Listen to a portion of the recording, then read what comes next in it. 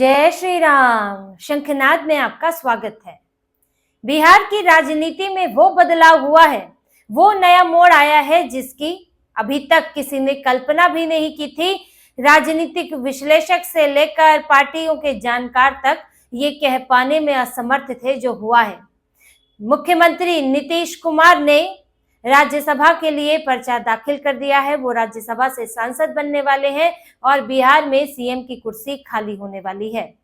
अभी कुछ महीने पहले ही चुनाव हुए और नीतीश कुमार मुख्यमंत्री बने, लेकिन अब राज्यसभा उनका जाना ये बिहार की राजनीति में एक बड़ा बदलाव है, एक बड़ा मोड़ है, जिससे अब बिहार में जो चुनावी लड़ाई है, जो राजनीति है, वो अब नीतीश कुमार से हटकर बीजेपी के इर्द गिर्द होगी, बीजेपी और राजद के बीच होगी, जिसने अब एक नए तरह की चुनावी रणनीति को जन्म दिया है। लेकिन इसके साथ ही अब बिहार के नए सीएम की भी बात होने लगी है। जब नीतीश कुमार राज्यसभा गए हैं और उनके बेटे निशांत कुमार के डिप्टी सीएम बनने की बात सामने आ रही है, तो उसके बाद सीएम कौन होगा इसको लेकर भी कई नाम चर्चा में आ चुके हैं। बीजेपी के अंदर से 6-7 नामों पर इस वक्त चर्चा चल रही है और समीकरण देखे जा रहे हैं, क्योंकि बीजेपी जो मुख्यमंत्री बनाना चाहती है, क्योंकि ये पहला मुख्यमंत्री होगा बीजेपी का, तो उसमें कई सावधानियां साथ में रखना चाहती है। पहला मुख्यमंत्री और ऊपर से नीतीश कुमार की जगह आप किसी को दे रहे हैं। नीतीश कुमार बिहार के लोकप्रिय मुख्यमंत्री रहे हैं, लंबे समय तक रहे और उनका अपना एक कद है, अपनी एक पहचान है, लोकप्रियता है। तो आप उनके बदले अगर किसी को लाते हैं तो आपको उस कद के व्यक्ति को भी लाना होगा और साथ ही कुछ समीकरण भी साधने होंगे। नामों पर चर्चा करेंगे, लेकिन उससे पहले बीजेपी में क्या विचार चल रहा है कि नाम किस आधार पर चुने जाने चाहिए। देखिए, 2 फैक्टर्स को ध्यान में रखा जाएगा, जो 2 महत्वपूर्ण फैक्टर्स होंगे। इसके अलावा जो नेता होगा उसका कद तो देखा ही जाएगा, लेकिन 2 महत्वपूर्ण फैक्टर्स होंगे, हिंदुत्व और जाति। ऐसा नेता हो जो हिंदुत्व को भी साध ले और साथ ही जाति समीकरणों में भी सही बैठ जाए। क्योंकि देखिए, बिहार की राजनीति और यूपी की राजनीति में कोई बहुत अंतर नहीं है। वहां पर एक समाज है जो बीजेपी के खिलाफ ही अक्सर रहता है और बीजेपी ने उसी समाज से दूसरे जो ओबीसी दूसरी जातियां हैं उनको इकट्ठा करके अपना समर्थन पाया है। बिहार में भी यही फॉर्मूला लगभग रहा और यूपी में भी यही फॉर्मूला रहा कि अगर यादव बीजेपी को जब वो पूरी तरह से राजद या सपा को वोट दे रहे थे तो फिर बीजेपी ने अन्य ओबीसी जातियों को लामबंद किया।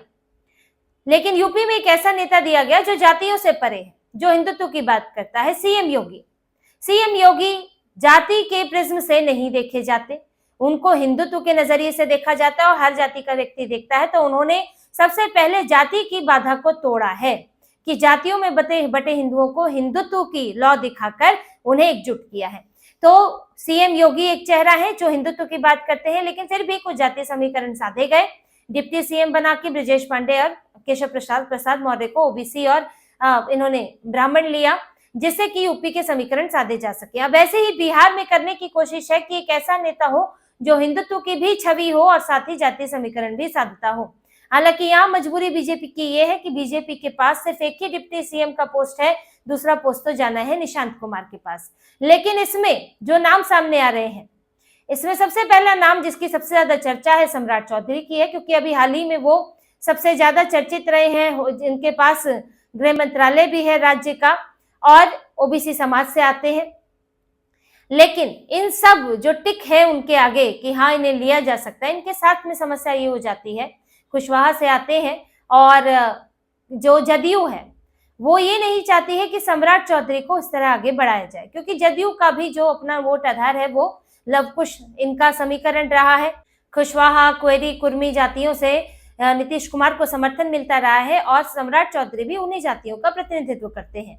तो अगर सम्राट चौधरी को आगे मुख्यमंत्री बनाया जाता है तो कहीं जदयू में ये मैसेज जाता है, जदयू में ये चिंता रहती है कि हमारे वोट आधार को ये लोग छीनना चाह रहे हैं और अपना एक नेता उसमें बड़ा नेता खड़ा करना चाह रहे हैं।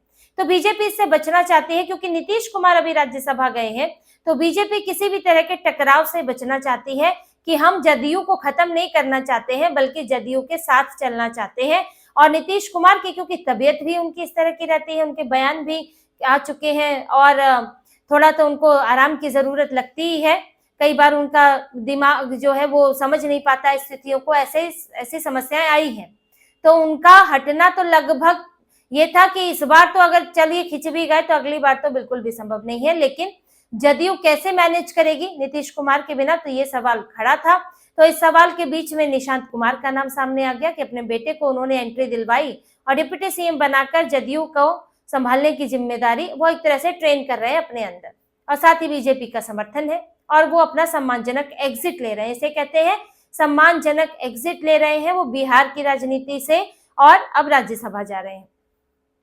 तो सम्राट चौधरी का नाम यहाँ जदयू के अपने कारणों के चलते थोड़ा सा मुश्किल लगता है। इसके बाद नित्यानंद राय की बारी आती है, उनके नाम की भी चर्चा है। केंद्रीय मंत्री हैं और यादव समाज से आते हैं, उनकी भी ये भी एक तरफ बात आ रही है कि नित्यानंद राय क्योंकि सीनियर मंत्री है, एक सीनियर व्यक्ति चाहिए, केंद्रीय मंत्री है, क्योंकि नीतीश कुमार हट रहे हैं तो एक वरिष्ठ नेता की जरूरत होगी, तो इसमें नित्यानंद राय की बात आ रही है। लेकिन उनके साथ एक समस्या ये भी है कि बीजेपी पहले ही एक यादव मुख्यमंत्री दे चुकी है मध्य प्रदेश में, और बिहार में यादव मुख्यमंत्री देना यहाँ कई दूसरे वर्ग हैं उनको अखर सकता है, क्योंकि वैसे भी ये वोट आधार बीजेपी का है नहीं।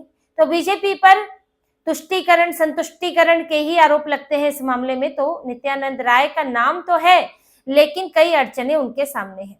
तीसरा नाम आ रहा है दिलीप जायसवाल का। दिलीप जायसवाल पूर्व प्रदेश अध्यक्ष है, सीमांचल किशनगंज के इलाके में अच्छा खासा प्रभाव रखते हैं और वो खुद ईबीसी समाज से आते हैं, ईबीसी वैश्य समाज से आते हैं। बिहार की राजनीति का अच्छा खासा अनुभव है, तो उनके नाम भी इस वक्त चर्चा में चल रहा है कि ईबीसी से लाए जाने में इतनी समस्या नहीं है, और अभी पूर्व प्रदेश अध्यक्ष थे, फिर हटाए गए, तो संभवतः उन्हें आगे बढ़ाया जा सकता है। लेकिन इस बीच नाम गिरिराज सिंह का भी आ रहा है, क्योंकि एक हिंदुत्ववादी चेहरे की जरूरत बीजेपी को है। बीजेपी के मुख्यमंत्री की मांग बहुत जोर शोर से बीजेपी समर्थकों में बिहार में देखी गई कि अब क्योंकि बराबरी अब बड़ी पार्टी बनकर आई है, बीजेपी 89 सीटें हासिल की हैं, तो बीजेपी का मुख्यमंत्री बनना चाहिए, इस तरह की इच्छा समर्थकों ने जाहिर की थी, लेकिन उस वक्त नहीं बना पाए। पर इसमें भी बीजेपी के समर्थक यानी हिंदुत्ववादी समर्थक, तो बीजेपी को एक ऐसे नेता की भी तलाश है जो हिंदुत्व के विचार को लेकर चल सके, और उसमें गिरिराज सिंह भी है। और साथ ही देखिए एक यूजीसी के मामले पर भी विचार हो रहा है, क्योंकि अभी यूजीसी का मामला काफी बढ़ गया था जो अभी कोर्ट में है, लेकिन कोर्ट में भी सुनवाई चल रही है और आगे भी स्थितियां बीजेपी के लिए थोड़ी सी समस्याजनक हो सकती है। तो यहाँ पर गिरिराज सिंह ऐसे नाम हो सकते हैं जो कि सवर्ण समाज है, सवर्ण वर्ग है, उसको खुश कर सकता है, और उसको एक संकेत, जो कि सवर्ण समाज को एक संकेत दे सकता है कि बीजेपी उनके साथ है और उन्हें आगे बढ़ाना चाहती है। तो गिरिराज सिंह दो चीजों को पूरी करते हैं, एक तो हिंदुत्ववादी छवि को, दूसरा जो बीजेपी के ऊपर अभी यूजीसी को लेकर जो थोड़ी दिक्कतें आई हैं सवर्ण समाज के बीच, तो उनके बीच कुछ नाराजगी को कम किया जा सकता है। हालांकि थोड़ा सा मुश्किल है क्योंकि बहुत विवादित बयान भी देते रहे हैं गिरिराज सिंह, और वो उस तरह से मुख्यमंत्री की छवि वाले नेता के तौर पर कभी उभरे भी नहीं है। लेकिन फिर भी जब चर्चा चल रही है तो कई नामों को नजर में रखा जा रहा है। एक और नाम है संजीव चौरसिया का, उनकी भी चर्चा चल रही है, जो कि ओबीसी समाज से आते हैं, तमोली जाति से आते हैं और 5 बार विधायक रह चुके हैं दीघा से, तो अच्छा खासा अनुभव है उनका भी। तो उनके नाम की भी चर्चा हो रही है कि अगर ओबीसी से बीजेपी वहां बनाना चाहे तो ऐसे में उनको आगे बढ़ाया जा सकता है। विजय कुमार सिन्हा भी है जो कि इस वक्त डिप्टी सीएम है, और इनके साथ भी वही बात आती है जो गिरिराज सिंह के साथ आती है, क्योंकि ये भी सवर्ण जाति से आते हैं। विजय कुमार सिन्हा को डिप्टी सीएम बनाए भी इसलिए गया था। अब सम्राट चौधरी हैं जो कुशवाहा से आते हैं, और जो विजय कुमार सिन्हा है वो सवर्ण समाज से आते हैं, तो एक समीकरण बैठाने के लिए इनको बनाया गया था। तो यहाँ विजय कुमार सिन्हा को भी आगे लाया जा सकता है। डिप्टी सीएम तो रही है और एक डिप्टी सीएम ही इस वक्त वो रख सकते हैं, तो एक को तो हटाना ही पड़ेगा, चाहे सम्राट चौधरी हटे या फिर विजय कुमार सिन्हा हटे, तो संभवतः विजय कुमार सिन्हा को आगे बढ़ा दिया जाए और सम्राट चौधरी डिप्टी सीएम रहे। तो दोनों डिप्टी सीएम में से किसी को आगे बढ़ाकर सीएम बनाया जा सकता है, और नहीं भी बनाया जा सकता है, किसी नए चेहरे को लाया जा सकता है, और डिप्टी सीएम है उनको कोई मंत्रालय देकर उनको एक डिप्टी सीएम हट सकते हैं। तो ये पूरी स्थितियां इस वक्त बिहार में बनेंगी, जिसमें सीएम तो बीजेपी का होगा ही, और इसके लिए चर्चा जारी है बीजेपी में। और सीएम के साथ साथ ये भी देखना होगा कि डिप्टी सीएम के एक पद पर किसे रखा जाए और किसको हटाया जाए। और निशांत कुमार को तो ये लोग विधान परिषद से लाएंगे और उनको भी कुछ मंत्रालय देंगे। तो एक तरह से वो तो अपनी पार्टी संभालेंगे और साथ ही बिहार की राजनीति में अब अपना अनुभव वो प्राप्त करेंगे। तो बीजेपी का सपोर्ट रहेगा, लेकिन बीजेपी यहाँ पर अब सबसे बड़ी पार्टी बनकर उभर रही है। अब एक तरह से कह सकते हैं कि बीजेपी की ही सरकार होने वाली है बिहार के अंदर। लंबे समय से बीजेपी कोशिश में थी नीतीश कुमार के साथ। नीतीश कुमार क्योंकि अपने आप में एक बड़े नेता हैं बिहार के, और बीजेपी धीरे धीरे आगे बढ़ रही थी। नीतीश कुमार जो है बड़ी पार्टी के तौर पर थे, नहीं भी होते थे तो उन्हें पूरा सम्मान दिया गया, और तब तक उनके पद पर कोई खतरा नहीं आया, ना ही उनकी पार्टी से कोई छेड़छाड़ की गई, जब तक कि अब उनकी खुद स्थिति ऐसी हो गई है, स्वास्थ्य ऐसा हो गया है, जिसके कारण उनके लिए इस पद पर बने रहना मुश्किल दिख रहा है। तो बीजेपी ने कोई ऐसा किया नहीं कि इनको, ये तो अपनी मर्जी से गठबंधन भी छोड़कर गए और गठबंधन में फिर वापस भी आए। इन्हें दिख गया कि यहाँ रहते हुए तब भी मैं अपनी बेटे को अपनी पार्टी सौंप सकता हूँ, जदयू बनी रहेगी, जदयू का अस्तित्व रहेगा, लेकिन राजद के साथ जाएंगे तो पूरी जदयू को राजद खा जाएगी, क्योंकि राजद की सबसे बड़ी दुश्मन के तौर पर, सबसे बड़ी प्रतिद्वंदी के तौर पर अभी तक तो जदयू ही रही है। लेकिन अब हालांकि आगे चल के समीकरण बदलेंगे। तो ऐसे में बीजेपी जो लंबे समय से कोशिश में थी और आखिरकार जब बेहतरीन प्रदर्शन किया, तो फिर बीजेपी ने भी आगे कदम बढ़ाए, 89 सीटों के साथ आई और अब अपना मुख्यमंत्री बनाने जा रही है। कुछ दिनों के अंदर ये साफ हो जाएगा कि बिहार में बीजेपी का पहला मुख्यमंत्री कौन बनने वाला है। तो इसी तरह की और खबरें और विश्लेषण आपके लिए आते रहेंगे। हमसे जुड़े रहिए, सब्सक्राइब कीजिए, कमेंट कीजिए। बहुत बहुत धन्यवाद।